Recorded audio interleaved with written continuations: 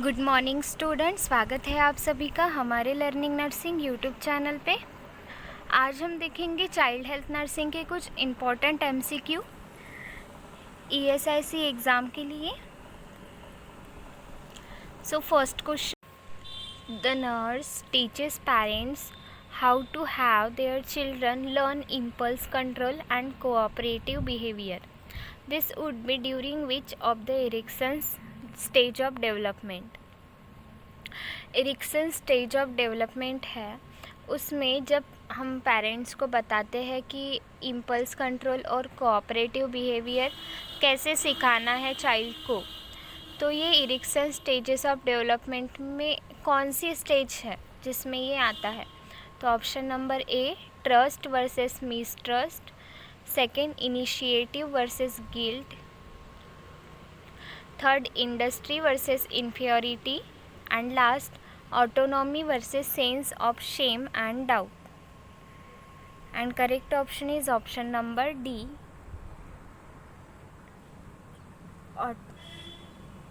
autonomy versus sense of shame and doubt इस Erikson stage of development के under आता है कोऑपरेटिव बिहेवियर और इम्पल्स कंट्रोल भी। Then next question, during adolescent, psychosocial development focuses on। adolescent में psychosocial development किस पे focus करते हैं? First, becoming independent। Second, establishing an identity। Third, peer group relationship। and last, developing initiative। and correct option is option number B, establishing identity. Then next question, in twin to twin transfusion syndrome, donor twin has all signs and symptoms except। तो इसमें क्या है कि twin to twin transfusion syndrome में donor twins जो होता है उसको ये साइन एंड सिम्टम्स रहते हैं। तो first, oligohydramnios. Second, anaemia. Third, hypovolaemia. And last, plethora. And correct option is plethora present रहता है।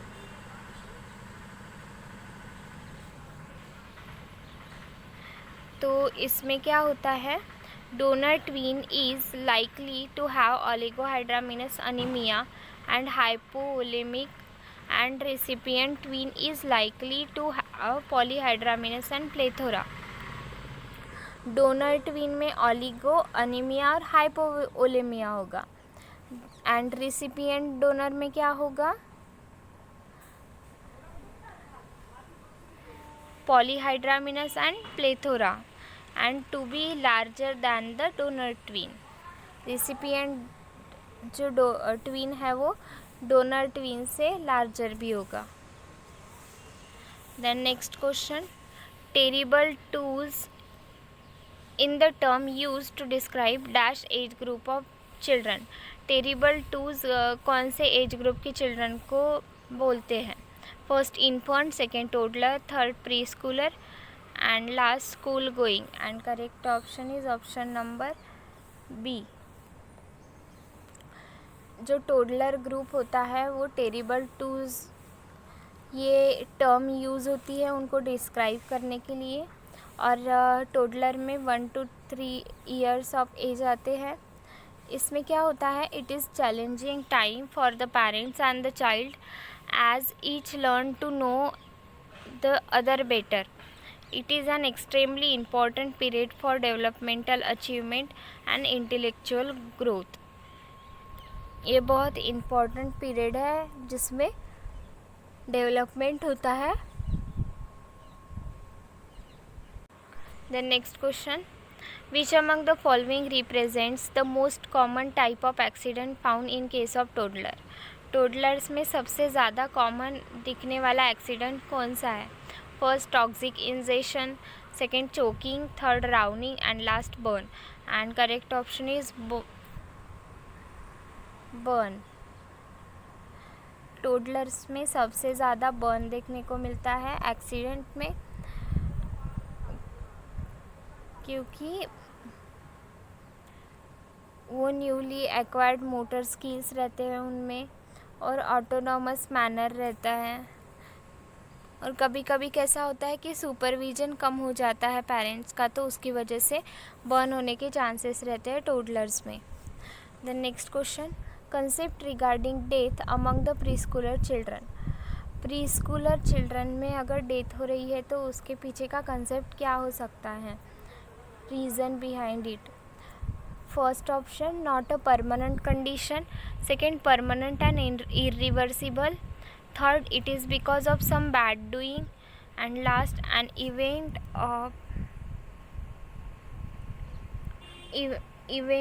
event that eventually happens to everyone. And correct option is option number A, not permanent condition. इसकी वजह से pre Schuler में death हो सकती है।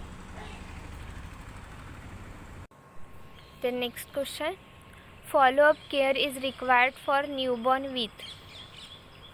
Follow up care कौन से न्यूबॉर्न को रिक्वायर्ड होगी, तो first, Mongolian spots are present. Second, head circumference 39 centimetre.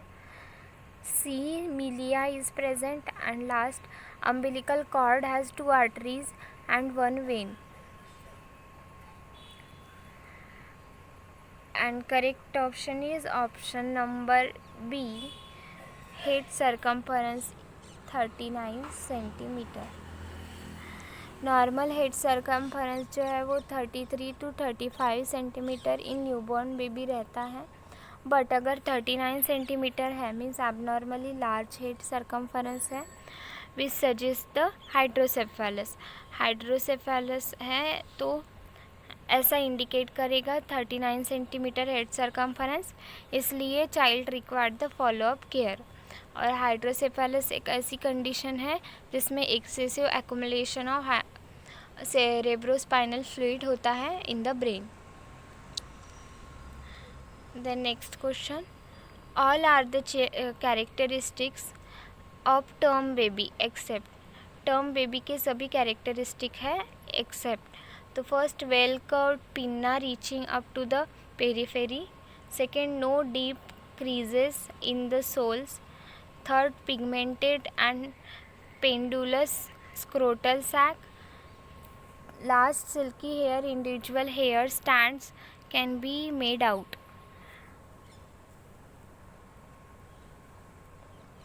And correct option is option number B, no deep creases in the sole. In term baby, deep crease, और यहाँ बोला है कि नो डीप क्रीजेस, इसलिए ये जो ऑप्शन है ये करेक्ट ऑप्शन है। The next question, the Apgar score should be assessed immediately after birth eight 30 minutes after birth. Second, at 5 minutes after the birth and 30 minutes after birth. Third, at 1 minute after the birth and at 5 minutes after the birth. Immediately after birth and 5 minutes after birth. And correct option is option number C, at 1 minute after birth and second 5 minutes after birth.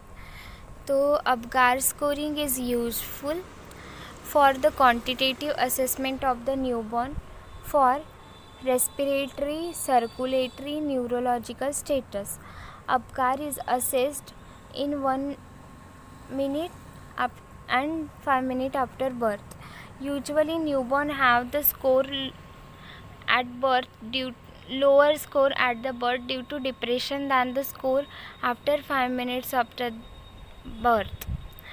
जब आप immediately करेंगे तो थोड़ा सा लो score आता है, इसलिए 5 minutes के बाद फिर से करते हैं तो वो थोड़ा सा एडजस्ट हो जाते हैं आउटसाइड इन्वायरमेंट में और स्कोर प्रॉपरली करेक्ट मिलता है हमें।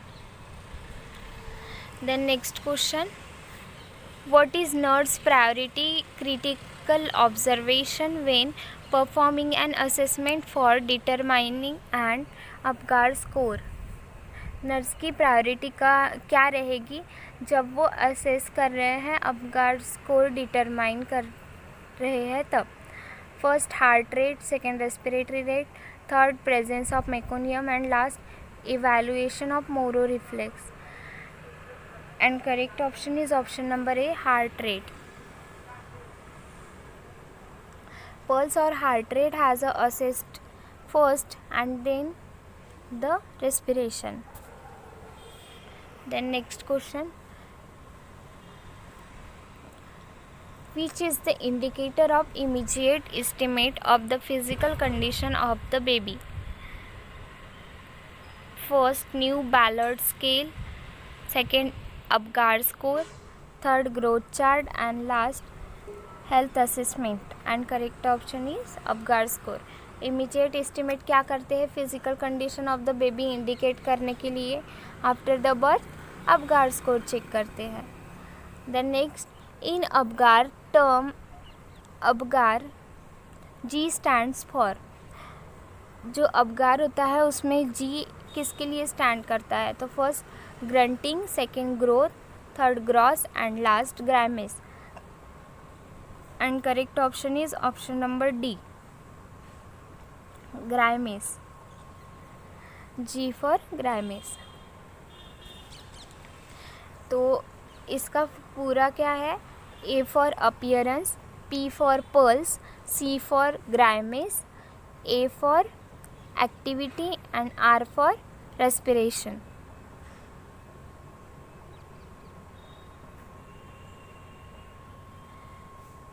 Then Apgar score system contains all of the following criteria except। Apgar score में सभी क्राइटेरिया फॉलो करते हैं एक्सेप्ट। तो first respiratory rate, second colour, third motor tone and last heart rate. And correct option is option number A, respiratory rate.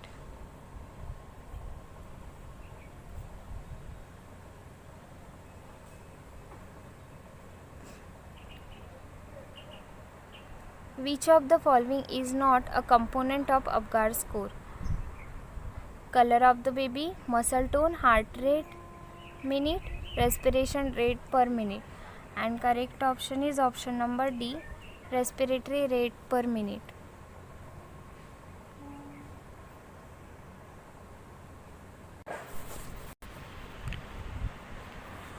तो Apgar score देख लेते हैं एक बार। तो Apgar score A for appearance. Appearance में क्या देखते हैं, स्किन कंडीशन। तो स्किन कंडीशन में अगर ब्लू और पेल होगी पूरी बॉडी तो उसे बोलेंगे हम 0 पॉइंट देना है। देन ये न्यूबॉर्न बेबी के लिए है।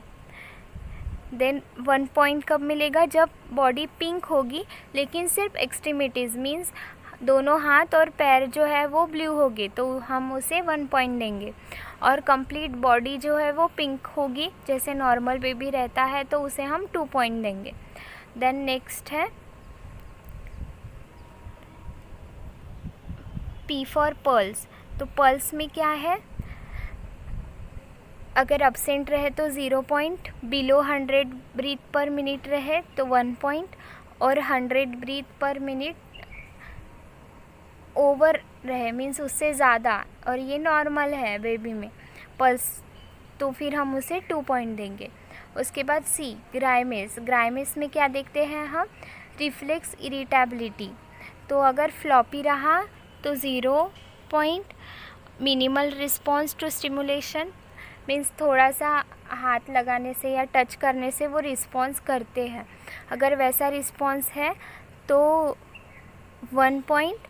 और प्रॉम्प्ट रिस्पॉन्स टू स्टिमुलेशन, अगर प्रॉम्प्ट रिस्पॉन्स है मीन्स हमने अगर उनके हाथ में उंगली दी और उनका ग्रास्पिंग रिफ्लेक्स अच्छा है तो मीन्स उनका रिफ्लेक्स अच्छे से डेवलप्ड हुआ है तो उसे हम 2 पॉइंट देंगे। Then fourth a for activity. Activity में हम देखते हैं मसल स्टोन। तो मसल स्टोन्स में फर्स्ट अब्सेंट रहेगा तो उसे 0 पॉइंट देंगे।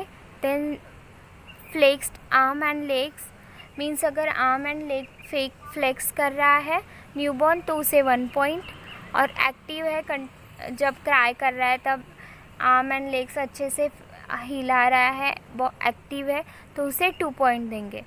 Then last respiration. रेस्पिरेशन में अगर अब्सेंट है तो 0 पॉइंट, और अगर स्लो और इरेगुलर है तो 1 point. And last vigorous cry है, मीन्स बहुत अच्छे से क्राई कर रहा है बेबी, तो उसे 2 पॉइंट देंगे। इसमें हम रेस्पिरेशन में हमारा जो रेस्पिरेशन काउंट होता है वो नहीं देख रहे हैं।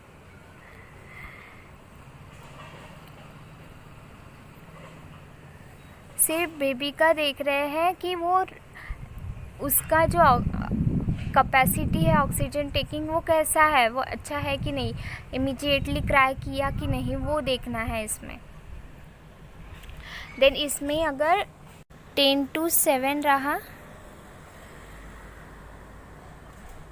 7 पॉइंट आ रहे हैं, मीन्स नॉर्मल बेबी है, और 7 से नीचे है मीन्स बेबी में समथिंग कॉम्प्लिकेशंस है, प्रॉब्लम है कुछ।